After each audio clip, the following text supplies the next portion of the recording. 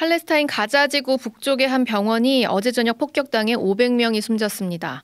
조 바이든 미국 대통령이 중재를 위해 이스라엘을 방문하기 전날 이런 참극이 벌어진 건데요. 자세한 내용 권민철 기자와 이야기 나눠보겠습니다. 안녕하세요. 네, 안녕하세요. 네, 병원 폭격의 사망자가 너무 많습니다. 이거 어떻게 된 일인가요? 네, 500명 났다고 하는데 이곳 이제 병원에는 당연히 환자들이 있을 텐데 네. 환자들 외에 일반인들도 상당히 있었던 것 같습니다. 네. 이게 가자지구는 그동안에 피신을 하려고 해도 피신할 수가 없는 피난처가 없는 전쟁터라고들 했지 않습니까? 네네. 그래서 주민들이 병원 근처에만 머물러도 목숨을 부지할 수 있을 거다.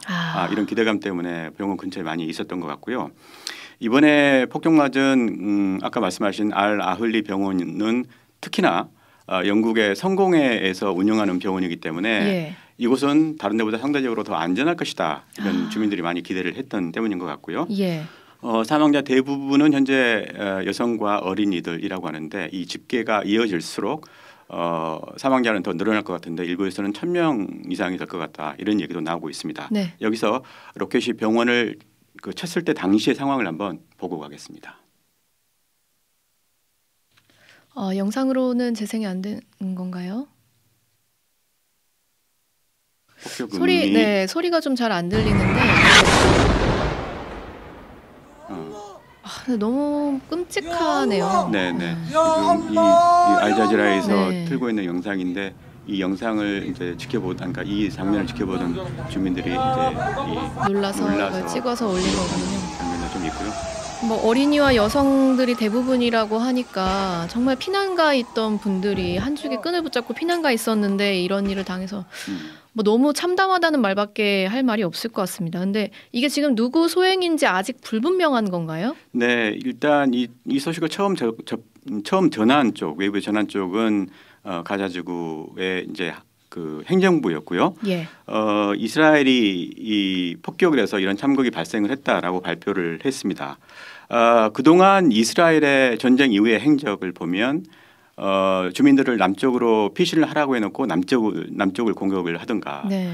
아니면 이번에도 가자지구에 있는 5개 병원을 대상으로 해서 소개하라 이런 명령까지 발동을 했다고 합니다 이미. 예. 그런가 하면 학교도 일부 학교의 경우는 이스라엘의 공격을 받았던 상태이기 때문에 이 가자지구의 행정부의 발표를 믿지 않을 이유는 없었던 것 같습니다. 그런데 그 이후에 이제 이스라엘이 자신들의 소행이 아니다라고 이제 진화를 했죠. 예.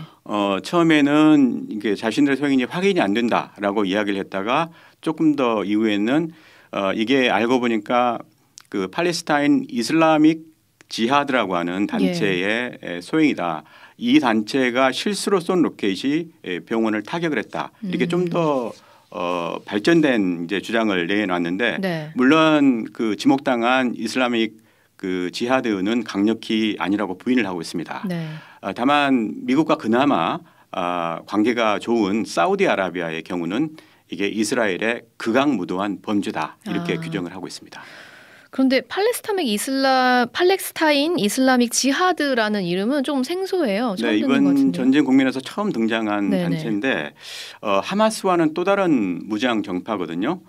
그런데 현지에서는 매우 잘 알려진 그리고 현지 주민들 사이에서는 호감도가 매우 높은 그런 단체라고 합니다. 네.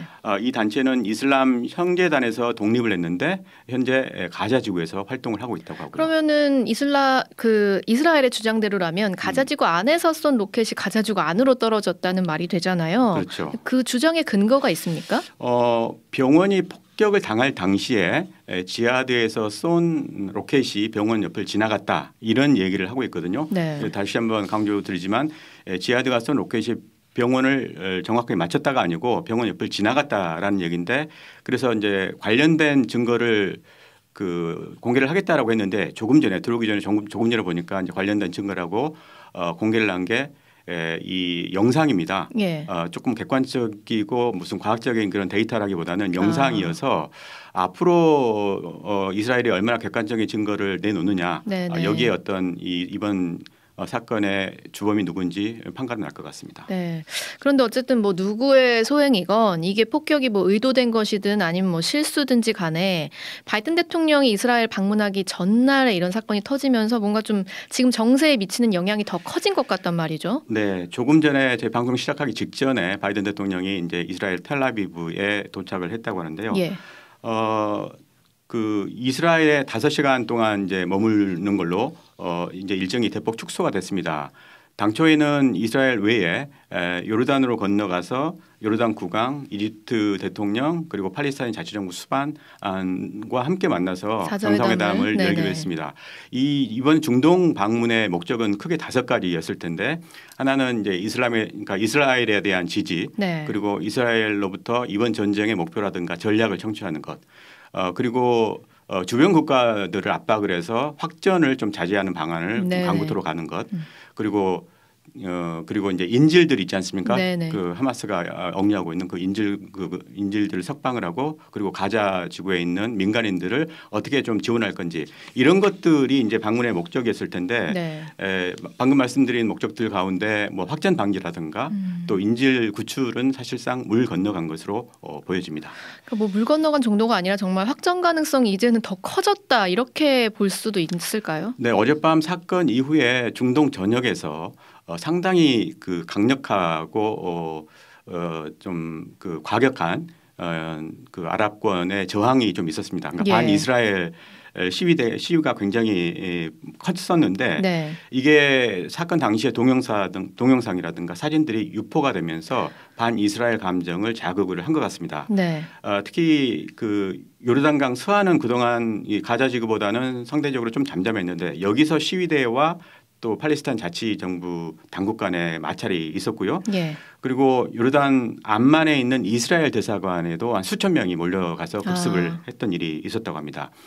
문제는 반 이스라엘 정서뿐만 아니라 반미 감정에도 이제 도화선이 될 것 같다는 그런 관측이 나와 있는데 어제 그 레바논 베이루트에 이스라엘 그 미국의 대사관이 있는데 이곳에도 시위대가 아주 엄청나게 많은 숫자가 쳐들어갔다고 하고요. 그렇기 때문에 이제 미국 정부는 레바논에 대해서는 적어도 미국인들의 그 출입을 당분간 하지 말라라고 하는 이제 긴급 명령을 발동을 했다고 합니다. 현재 아랍권의 이 시계는 정말 한치 앞을 바라볼 볼 수 없을 정도로 지금 혼미상황인데 다만 바이든 대통령이 머무는 시간 물론 5시간이라고는 하지만 이 시간 동안에도 별일이 없어야 될 텐데 하는 그런 염려가 있습니다. 어떤 일이 벌어질지 정말 한치 앞을 볼 수 없는데 그럼 이스라엘 쪽도 지금 상황이 굉장히 미묘할 것 같아요. 분위기가 좀 어떻습니까? 네, 이스라엘은 당초에 이제 바이든 대통령의 방문에 대해 상당한 기대감을 가지고 있었을 텐데 그 기대감이 지금은 부담감으로 조금 바뀌고 있지 않나 싶습니다. 백악관은 그 바이든 대통령의 이스라엘 방문에 대해서 바이든 대통령이 네타냐후 총리에게 굉장히 많은 어려운 질문을 던질 것이다 이렇게 공개를 했었거든요. 그러니까 뭐 지상 작전을 앞두고 민간의 피해를 어떻게 최소화할 건지 그리고 또 아까 말씀드린 인질 어떻게 구출할 건지 답이 없는 답을 좀 내놓으라고 압박을 할 그런 그 상황이었는데 좀 어렵게 됐고 그리고 국제사회가 이제 이스라엘에 그동안에 여러 이제 견제를 했었는데 이 견제 강도가 좀 더 높아질 것이다. 따라서 이스라엘이 지상전을 언제 할 건지 결정하기가 매우 어려운 상황에 처해 있는 거 아니냐 이런 관측이 좀 나올 것 같고요. 여기까지 듣겠습니다. 권민철 기자였습니다.